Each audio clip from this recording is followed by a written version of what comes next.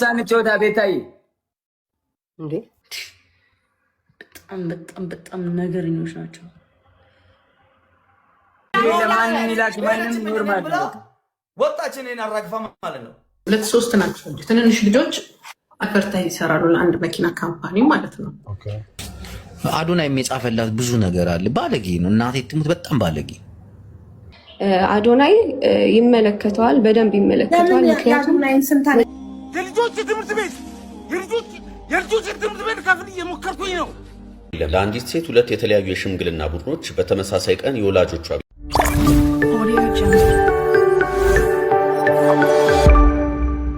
ሰላም ጤና ይስጥልኝ። እንዴት ናችሁልኝ? የተወደዳችሁና የተከበራችሁ ቻናሌ ተከታታዮች ጆን ዳንኤል እና ጃኒ በድንገት ሳይፈልጉ ሳያስቡት ላይቭ ላይ ተገጣጥመው በጣም ብስጭቷን እየገለጸች ነበር። ማን ነው ያገናኘ?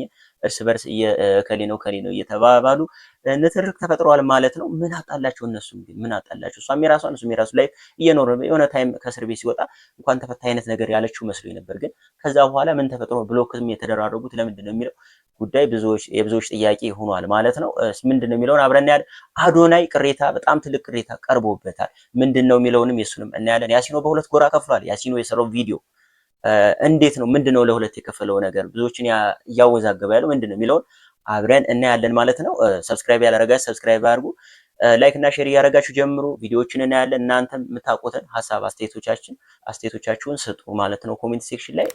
ወደ ቪዲዮ እንሂድ፣ እመለሳለሁ። ከዛ ቤታዮ አለች።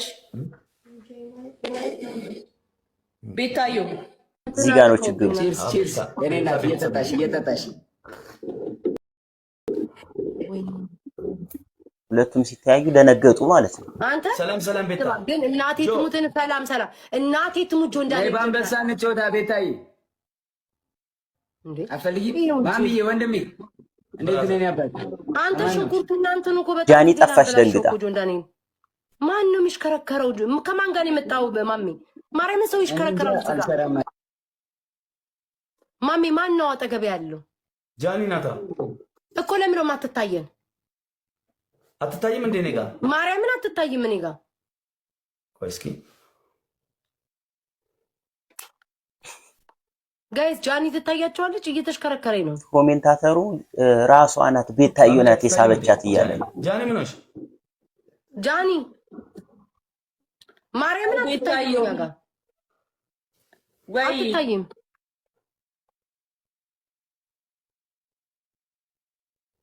አንተ ማሚ አትነግረኝም? የምታስገባውን ሰው አይ ፈጣሪ ኢየሱስ ክርስቶስ እጭ ጭሳለች ማለት ነው። በጣም ነገርኞች ናቸው። ለብቻው እዚህ ደግሞ ጆን ዳንኤል አይ ቤታዩ ያዎች ከባድ ናቸው።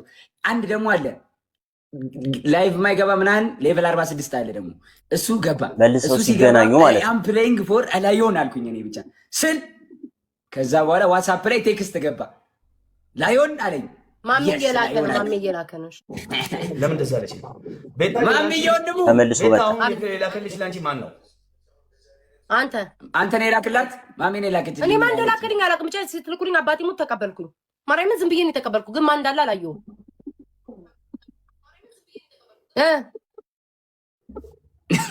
ምንድነው አልገባኝም። ማርያምን አልገባኝም። ምንድነው ታወዛግኝ? ስሚ ቤታ ምንድነው? ቆይ ጆን ዳንኤል ንገረኝ። እግዚአብሔርን አልገባኝም። እኔም አልገባኝም። በቃ ኖ ላካችሁ ተቀበልኩኝ፣ ግን ማን እንደምትሰጣችሁ ምንም የማውቀው ነገር የለም። እናቴ ምንም ጅኒ ሲጀመር ያስገባችሁ እሷ ናት። ሲቀጥል ምን ማለት ድራማ ስለማይ ለምን እንደዛ እነሱ ላኩ ማለት ነው። ከዛ ተቀበልኩ። አሁን ያጨቃጭቀናል። በቃ ችግር የለም። ማንን ይላክ ማንን ኖርማል ነው። ወጣችን እኔን አራግፋ ማለት ነው። ማ ብንት ጃኒ እኔ ነኝ የሄድኩባት።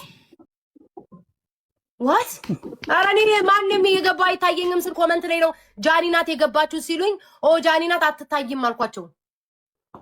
ሲጀመር የላከችልሽ ጃኒ እንደሆነች ታውቂያለሽ። ሁለተኛ ደረጃ እሷ ናት የላከችልሽ። ስማ እኔ ደግሞ ያለችኝ በእንደዚህ ተራ ስማ በእንደዚህ ተራ ማን ያቀምጠኝ በእንደዚህ ተራ ነገር ሲጀመር አልገባለች። ቆይ ነገር ጆን ዳንኤል ሲልክ ማለት ነው። እናንተም ደግሞ ላካችሁ። እሱ ልኮ ልክ እንደገባ እናንተም ሲላክብኝ ተቀበልኩኝ። ታውቃለህ፣ እዚህ ቲክቶክ ላይ ካልተቀበልኩ ሌላ ነገር ነው። ሁላችሁንም ተቀበልኩኝ። ቀደምም ተቀብያለሁ። ማን እንትና ሲመጣ ተቀበልኩትኝ ከጆን ዳንኤል ጋር ቅጣት ያለች እንደዚህ ያለች ይኸው ማን ይታያል አለችኝ። ጆን ዳንኤል ጂጂ ምናምን ደግሞ አሁን ማሚ እናንጮት እንጂ ከዛ በኋላ ቤታየውማ ቤተሰብ ናት አስገባት። ኦኬ ዊ ግራው ላይ ይነሳል። ይሄን ነገር አንድ ትንሽ ልጅ ሁለት ሶስት ናቸው ትንንሽ ልጆች አድቨርታይዝ ይሰራሉ ለአንድ መኪና ካምፓኒ ማለት ነው። በደንብ ሙዚቃ ነው ዋና ቻሌንጅ ተሰጥቷቸው ከዛ ከሰሩ በኋላ ቻሌንጁን አንደኛዋ ታሸንፋለች፣ አንደኛዋ ሁለተኛ፣ ሶስተኛ እያሉ ይወጣሉ። እነዚህ ልጆች ይሄዱና ካምፓኒውን ባላቸውን መሰረት ይወሰናል እና መቼ ነው ምንረካከበው? ዛሬ ነገ እያሉ ብሩን ከለከሏቸው ልጆቹ ደግሞ በጣም ብዙ ወጪ አውጥተው አንድ ቪዲዮ ብቻ ሳይሆን 4፣ 5፣ 6 ቪዲዮ ነው የሰሩት። ይሄ ካምፓኒ ግን ለየት የሚያደርገው ምንድን ነው? የእነዚህ ልጆች ብር ከልክሎ ሌሎች ሰዎችን እየፈለገ መኪና ይሸልማል። ልጆቹ ደግሞ ብራቸውን በሚጠይቁበት ሰዓት እያስፈራሯቸዋል። እናሳስራቸዋለን፣ ቤተሰቦቻቸው ላይ ጥቃት እንፈጽማለን ምናምን እያሉ ያስፈራሯቸዋል። ይሄ ከባድ ነገር መሆኑን የምታውቀው እነዚህ በዚህ ካምፓኒ ተጠቂ የሆኑ ልጆች ይሄዱና ሀቢባ ጋራ አቤቱታ ሲያቀርቡ ሀቢባ ደግሞ እንደሌላው መስሏት ስትደውልላቸው ሀቢባ ራሱ ኖ በዚህ ነገር ላይ አልገባም በህግ ጨርሱት ብላ ቁጭ አስበሃል ማለት ምን ያህል አስቸጋሪ እንደሆነ ነው የሚያሳየው። አዶናይ ምን አጠፋ የሚለውን እዚሁ አሳያቸዋል። ይሄ ነው ነገሩ። ጂጂ ወይ እናቴ ትሙት ልክ ነሽ እንዳለ የደረሱኝ መረጃዎች ነገርኩህ እኮ ሄዶ አይደለም እንዴ ቢሆንስ እንዴት እንደዚህ ከህፃናቶች ጋር እንዴት ታጭበረብራለች? በዛ ላይ ደግሞ ደሜ አጥንቴ በሚባባል ህዝብ ላይ ምክንያቱም አዶናይ ለሌላ ሰው 1 ሚሊዮን ብር መኪና መረጃዎች ስብስብ አድርጌ እቺ ሰትዮ እርግጥ ነው ለሌላ ሰው በሚሊዮን ብር የበለጠ መኪና ይሸልማል። ለራሱ ልጆች ደግሞ 1 ሚሊዮን አሰርቶ አድቨርታይዝ የሰራቸዋን ትንሽ ልጅ አጣማሮ ጌታ ቆይ እናቴን ጂጂ ልክ ናቸው። እናቴ ትሙት ሐቃ ያ ጂጂ ኪያ እሱን ስትናገረው ደግሞ አዶናይን አትናገሩ ብለው ደግሞ ይጮሃሉ። አሁን ራሱ ገብቶ እሱ ራሱ ተቸግሯል አይመስል አያጅቡ ለሱም ራሱ እሱ ራሱ እንዴት እንደምታሳዝን እናቴ ትሙት ጂጂ አሁን የላከችልኝን ሳየው በጣም የተጎዳች ልጅቱ በቃ እያለቀሰች ነበር የዛሬ ወር ጀምራ ማለት ነው። አዶናይ የሚጻፈላት ብዙ ነገር አለ። ባለጌ ነው እናቴ ትሙት በጣም ባለጌ። ሉና ብጥ የምትባለው ልጅ ናት ጋር ሱቅ በል ኪዳቴ ረሳ አዶናይ ማለት ይሄ ነው። ለዚህ ነው ዛኔ ቃይኑን ማየት አልፈልግም ያልኩትኝ። ለዚህ አዶናይ ይመለከተዋል በደንብ ይመለከተዋል። የዛሬ ወር ከሳ ነበር ለሀቡ መጀመሪያ የድርጅቱን ባለቤት ነው ማንሳት ያለብሽ ማሪ። እሱ ልነግርሽ ነው ሀቡዬ እኔ መጀመሪያ ዲል ሳረግ ከአብሪ ሞተርስ ጋር ነው ዲል ያደረግኩት። አዶናይን አላውቀውም አልነበረም አዶናይ። ከዛ በኋላ ግን መሀል ላይ ላናግራቸው ስሄድ እኛን ይመለከተናል አሉ። አዶናይም ቅዱስ ከዚህ በኋላ ከማንም ጋር እንዳታወሪ ከኔ ጋር ነው የምታወሪ ብሎኛል። ከኔ ጋር ነው ኮንታክት የሚኖርሽ ብሎኛል ማለት ነው። ምክንያቱም የቻሌንጁን ነገር እኔና አዶናይን ሃንድል ያደረግ ነው ብሎኛል። ለዛ ነው ይመለከታቸዋል የምለው። ፕላስ ደግሞ በዚህ መሀል ውስጥ ሲያወሩኝ የነበሩት መረጃውን ሲከታተሉ የነበሩት ከሷም ወገኔ አዶናይ እነሱን አታናግሪ፣ ከዚህ በኋላ እኔ ነው ዳይሬክት የምታናግሪው በዚህ ጉዳይ ያለሽ በቮይስ ነው በቴክስት ነው በኮል ነው ማስረጃ ነው። አዶናይ የላከልኝ ቴክስቶች ምን አይነት ቴክስቶች መሰለሽ? እንዳሸነፍኩኝ አለ፣ ሴሪሞኒው ተዘጋጅቶ እንደሚሸልሙኝ በቃ ይሄ አለ አይደለ፣ ስለ ድርጅቱ ኢንፎርሜሽን የሚነግረኝ እሱ ነው። ቀኑ እንደዚህ ሆነ፣ እንደዚህ ነው፣ በዚህ ሰዓት ነው፣ በዚህ ነው የሚለኝ እሱ ነው። ቻሌንጁንም አናውንስ ያደረገው አዶናይ ነው። ቪዲዮ ሰርቷል። እኔ ራሴ ነኝ የሚሸልማችሁ ብሏል። ይህም አንድ ማስረጃ ነው ብዬ አስባለሁ።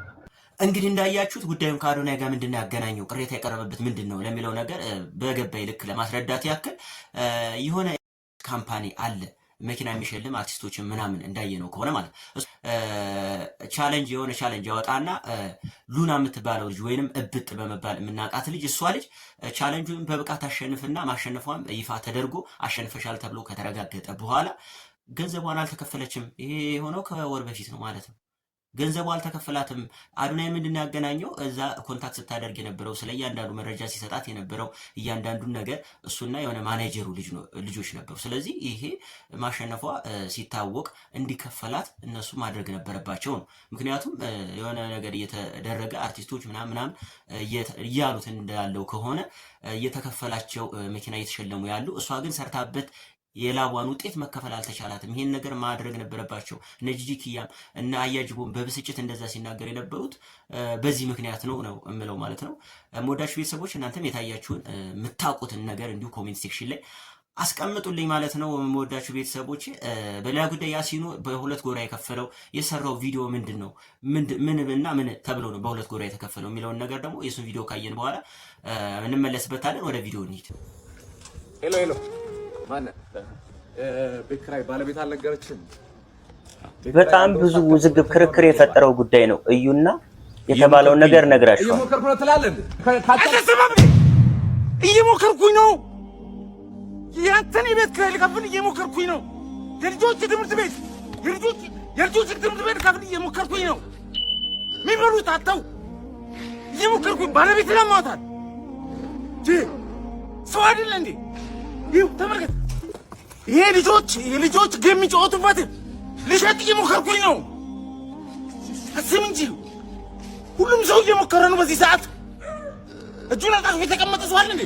ታገሰኝ በቃ እየሞከርኩኝ ነው።